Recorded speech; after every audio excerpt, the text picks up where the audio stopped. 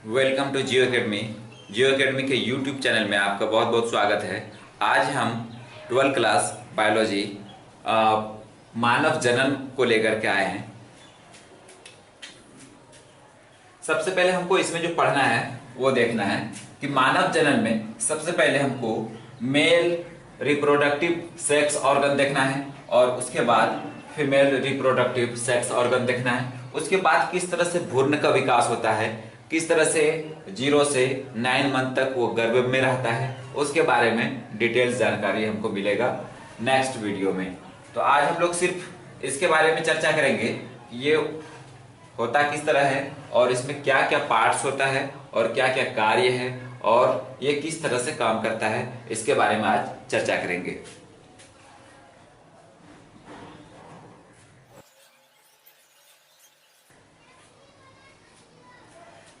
हम लोग आज प्राथमिक लैंगिक जनन अंग, प्राइमरी सेक्स रिप्रोडक्टिव ऑर्गन और द्वितीयक या सहायक लैंगिक जनन अंग, ये दो के बारे में पढ़ेंगे। तो सबसे पहले हम लोग प्राथमिक जनन अंग किसको कहेंगे? प्राथमिक जनन अंग वो जनन अंग है जो कि शुक्राणु का निर्माण करता है। प्राथमिक जनन अंग वह जनन अंग है जो कि शुक्राणु का निर्माण करता है, जिसमें शुक्राणु का बनना होता है। इसको हम लोग प्राथमिक लैंगिक जनन अंग कहेंगे। और उसके बाद ये जो शुक्राणु के निर्माण के बाद वो जिस जिस माध्यम से वो गुजरता है या जो जो हेल्प करता है उसको दूसरे फीमेल पार्ट्स में जाने के लिए, तो उसको हम लोग कहते हैं द्वितीयक या सहायक लैंगिक जनन अंग। सबसे जो इम्पोर्टेंट इसमें पार्ट्स है वो प्राथमिक लैंगिक जनन अंग है। प्राथमिक लैंगिक जनन अंग में सिर्फ एक आता है विर्सन, टेस्टिस। ये विर्सन के बारे में आज हम लोग डिटेल्स जानकारी लेंगे। प्राथमिक लैंगिक जनन अंग वह जनन अंग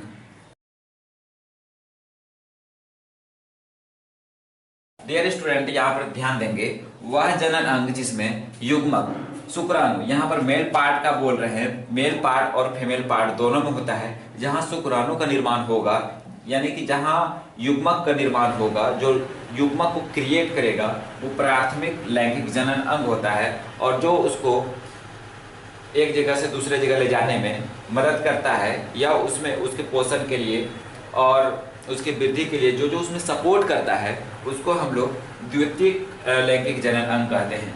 इसमें जैसे अब हम यहाँ पर पूरी तरह से एक मानव जनन तंत्र के बारे में, मानव जनन अंग के बारे में एक सिंपल सा स्ट्रक्चर बनाएंगे, एकदम बिल्कुल इजी वे में बनाएंगे, घबराएंगे नहीं। इसका शॉर्टकट ट्रिक के माध्यम से भी हम आपको बताएंगे किस तरह से याद रखना है। यानी कि पूरा जनन अंग जो है आप यूँ समझिए कि ट्रिक के माध्यम से आसानी से आप याद रख सकते हैं। कॉम्पिटिटिव लेवल एग्जाम में भी आप भूलेंगे नहीं। दूसरा है, यहाँ पर डियर स्टूडेंट देख पा रहे हैं कि सहायक लैंगिक जनन अंग वह जनन अंग जो शुक्राणुओं को एक जगह से दूसरी जगह ले जाने में एवं पोषण और सुरक्षा प्रदान करने वाले अंगों को द्वितीयक लैंगिक जनन अंग कहते हैं। जो शुक्राणु को निर्माण के बाद वो जो एक जगह से दूसरी जगह जाएगा, जो पोषण प्रदान करेगा, और इस पूरी प्रक्रिया में जो जो अंग भाग लेते हैं उसको हम लोगों ने यहाँ पर लिखा है सहायक ग्रंथि।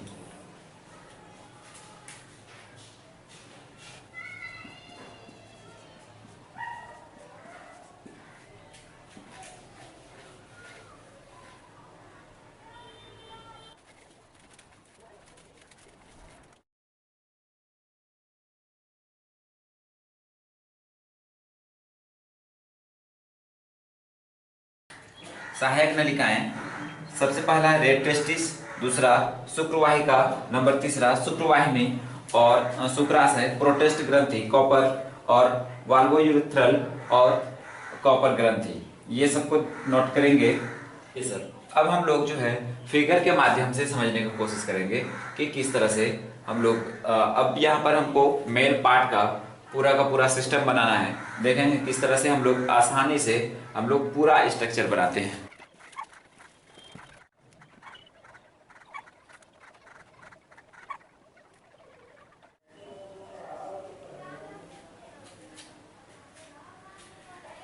डियर स्टूडेंट, फिर से देखेंगे हम लोग।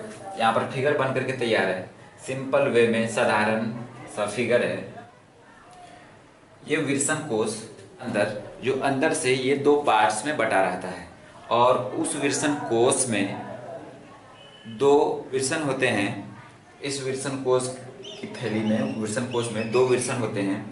दो विल्सन जो होता है वो अंदर से दो भागों में बटा हुआ रहता है। और उसके बाद हम लोग देखेंगे इसी विल्सन के अंदर शुक्राणु का निर्माण होता है, और शुक्राणु का मात्र इसमें जो है 10% जो वीर्य है, ये सब मिल करके 90% जितने भी सहायक लैंगिक जनन अंग हैं वो वीर्य का, स्पर्म का, वो 90% क्रिएट करता है। और ये जो है 10% वीर्य जो है शुक्राणु का निर्माण करता है। और उसके बाद जो पूरा 100% बनता है तो उसमें जो है 10% सिर्फ ये शुक्राणु होता है, और 90% सहायक लैंगिक जनन अंग की मदद से उसमें तरल पदार्थ बने होते हैं जो शुक्राणु को पोषण एवं सुरक्षा प्रदान करता है। तो फिर देखेंगे यहाँ पर जो विल्सन के अंदर अब चलेंगे, विल्सन में क्या क्या घटना होती है उसके बारे में हम लोग समझेंगे।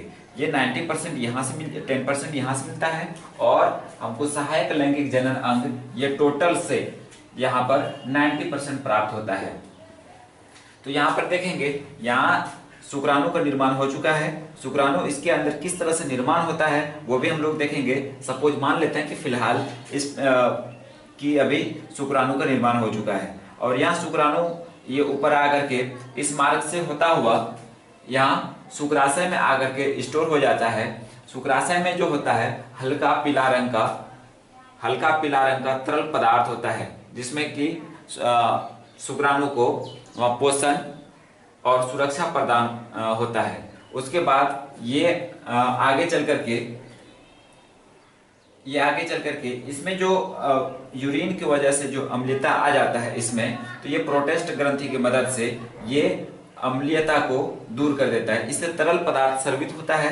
तरल पदार्थ स्रवित होने के बाद इसमें क्षारीय तरल पदार्थ स्रवित होता है, और क्षारीय तरल पदार्थ स्रवित अम्ल से रिएक्शन कर करके इसको न्यूट्रल कर देता है। उसके बाद यहाँ से वीर्य का फ्लोरेशन होता है। यहाँ जो वीर्य का जो फ्लोरेशन होता है, तो ये न्यूट्रल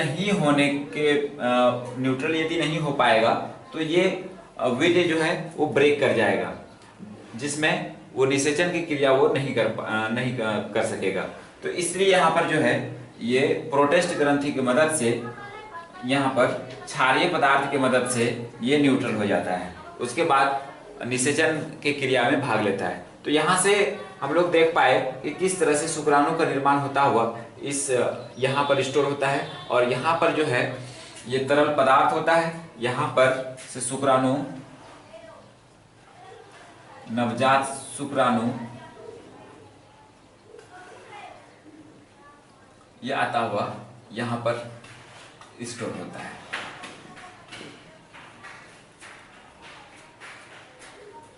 और यह मूत्र मार्ग का भी रास्ता है, और ये इसका भी रास्ता है। 700 से 800 ml यहाँ पर ये मूत्राशय में ये 700 से 800 ml प्रेजेंट रहता है मूत्र।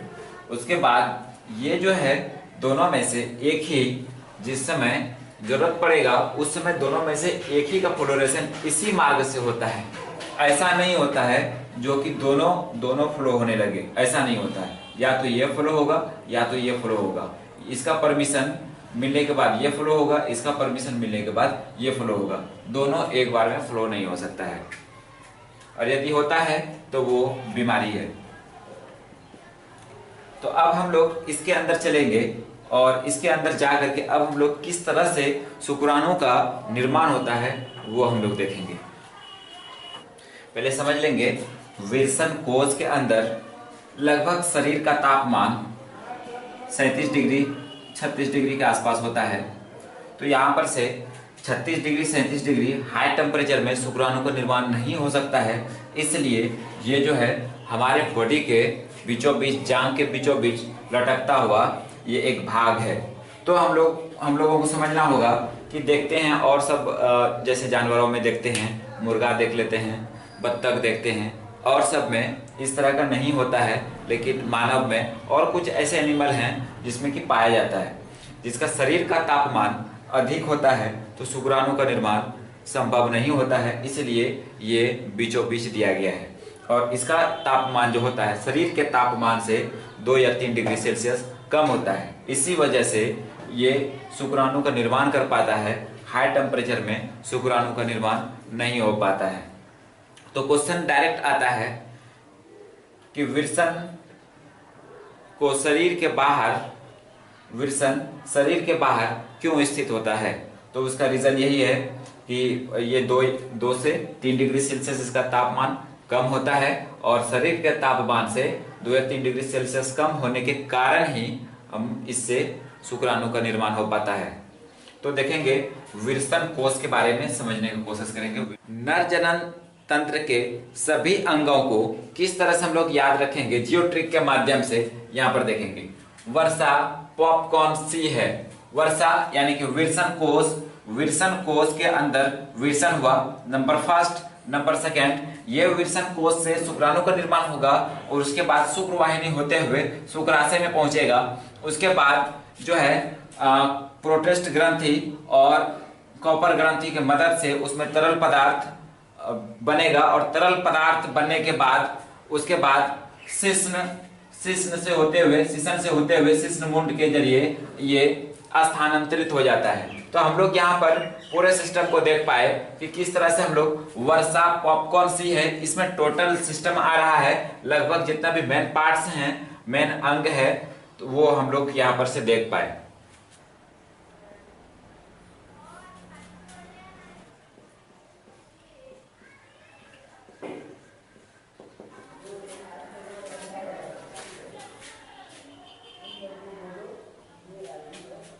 स्टूडेंट फिर से देखेंगे विल्सन कोष के बारे में हम लोग समझेंगे।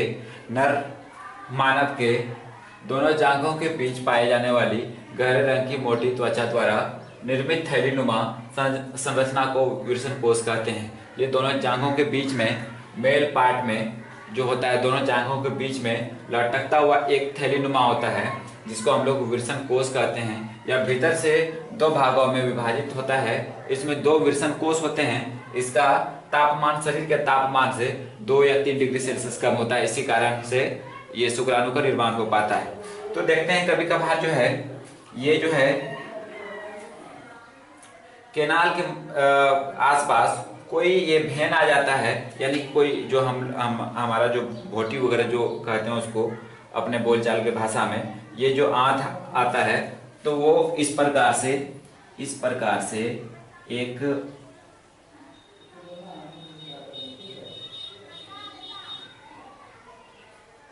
इस तरह से हो जाता है। कोई परत को छेड़ते हुए या किसी कारण से ये इसके पास आ जाता है ये, और ये किसी त्वचा में बाहर की ओर फूल जाता है।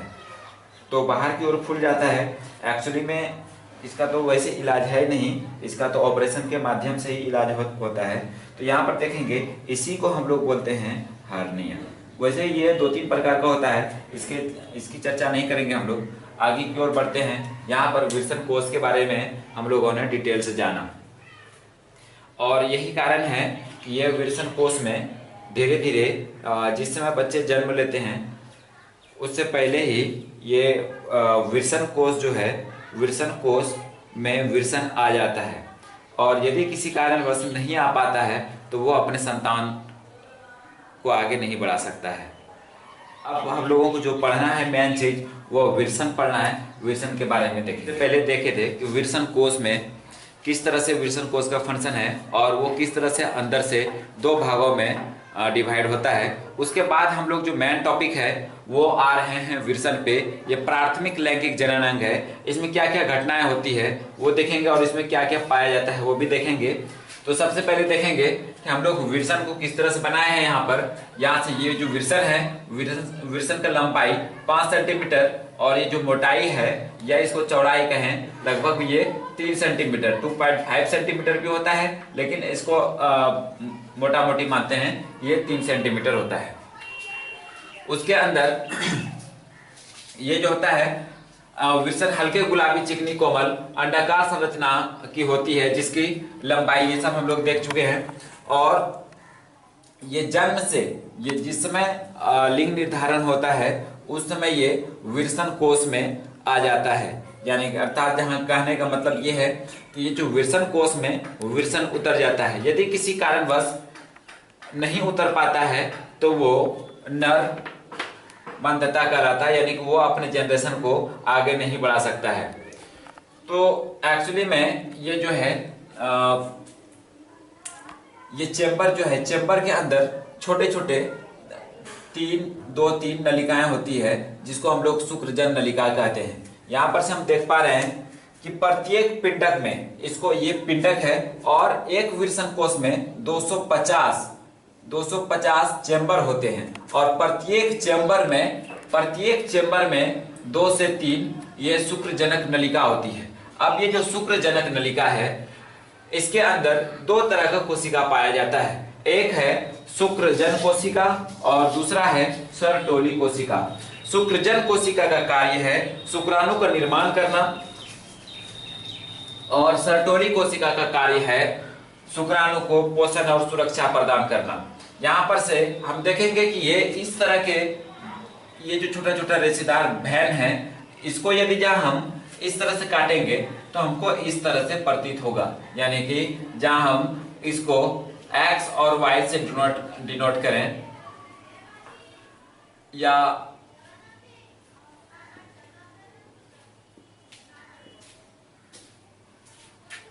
कोई भी नलिका है, यदि जब हम इस तरह से काटेंगे तो हमको इस तरह का चेंबर दिखेगा। जैसे आप लोग कभी पाइप काटे होंगे या छोटा छोटा वैन को काटे होंगे तो इस तरह से हमको मिलेगा।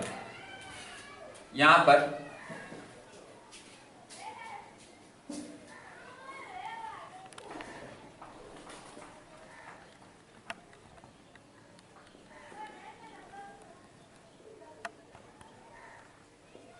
ये क्रॉस से सर्टोली कोशिका को दिखाए, इसके अंदर ये इस पूरे वैन को शुक्रजन नलिका कहते हैं। शुक्रजन नलिका, और ये है सर्टोली कोशिका।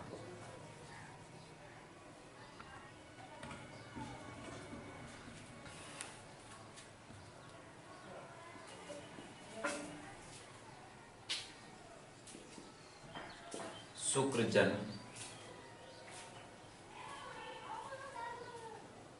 शुक्रजनन नलिका, शुक्रजन नलिका, शुक्रजन कोशिका। इस चेंबर में हम इस तरह से काटेंगे इस वैन को तो हमको इस तरह से पता चलेगा। और ये जो है शुक्राणु, ये कोशिका जो है शुक्राणु का निर्माण करता है और एक कोशिका ये जो है शुक्राणु को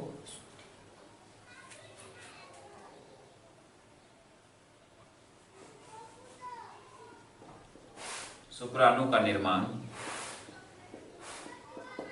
और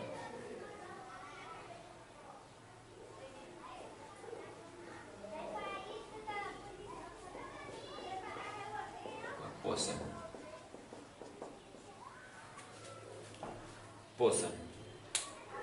यहां पर से हम देख पा रहे हैं कि ये 250 चेंबर होता है और ये 250 में 2 से 3 नलिका होती है। और एक जहां हम देखें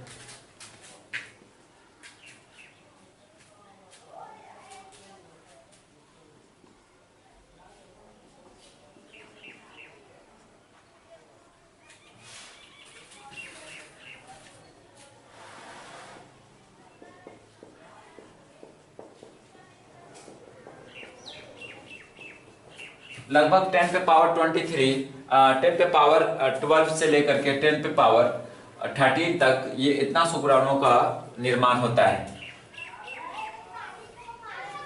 जब निर्माण हो गया तो ये अब इसके बाद जो है ये हमारा नलिका द्वारा जितने भी सहायक नलिका है वो हमारे कहाँ यूरेथ्रा तक पहुंचाने में मदद करता है। यहाँ तक के प्रोसेस को हम लोग अब डिटेल से समझेंगे। एक चीज और बताना था, शेष बचे भाग में, ये इस बचे भाग में जो 2 या 3 नलिका को छोड़ करके जो बचा हुआ जो भाग होता है उसमें हार्मोन पाए जाते हैं। हार्मोन, नर हार्मोन पाया जाता है। शेष बचे हुए भाग में नर हार्मोन, टेस्टोस्टेरोन और एंड्रोजन हार्मोन पाया जाता है और यही हमारे विरसन को उत्तेजित करता है और यही हमारे जो इसमें जो शुक्रजन कोशिका है या नलिका है इसको उत्तेजित करते हुए हमारे शुक्राणु का निर्माण होता है।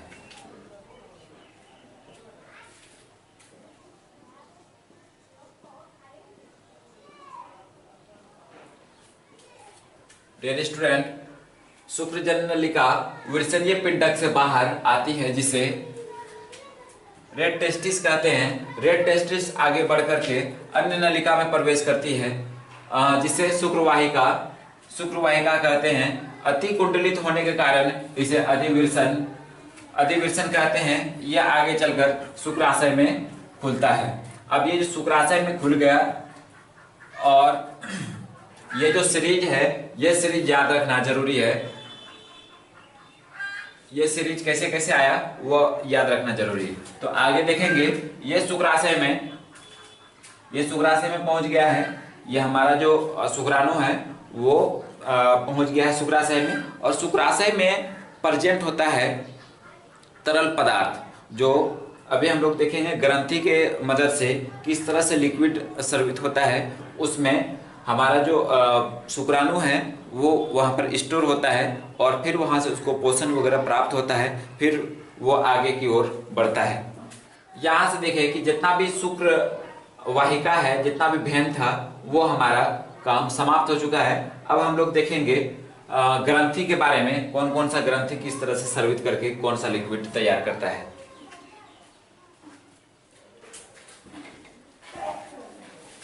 फिर से एक बार समझने की कोशिश करेंगे।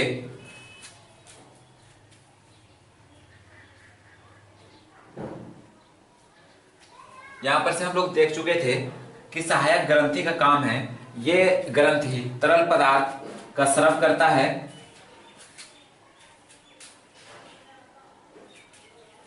तरल पदार्थ का स्राव करता है और ये स्राव में हमारा मुख्य रूप से जो है फ्रुक्टोज, प्रोटीन और प्रोटेस्ट ग्लाइकॉन्स होता है। और उसके बाद प्रोटेस्ट ग्रंथि, ये ग्रंथि दूधिया क्षारीय पदार्थ का निर्माण करता है जो कि यूरेथ्रा में यूरिन के कारण जो अम्लता होता है तो उसको वो नष्ट कर देता है। वाल्वोयूरेथ्रल का कार्य है उसमें वीर्य और उसके भेन में वो चिकनाहट पैदा करना, ये हमारा मेन कार्य है। इसको हम लोग अच्छे से देख लेंगे और नोट कर लेंगे। उसके बाद हम लोग आगे की ओर बढ़ते हुए देखेंगे कि शुक्रजनक नलिका में शुक्राणु का निर्माण किस प्रकार होता है, नवजात शुक्राणु का निर्माण किस प्रकार होता है, किस तरह से। आज के लिए बस इतना ही। नेक्स्ट वीडियो इसका जो शुक्राणु से रिलेटेड होगा, उसमें शुक्राणु का स्ट्रक्चर होगा और शुक्राणु में क्या क्या पाया जाता है और किस तरह से वो कार्य करता है वो देखेंगे। आज के लिए इतना ही। आपको यदि अच्छा लगा हो तो आप हमारे चैनल को सब्सक्राइब करें, लाइक करें, शेयर करें और कमेंट जरूर करें।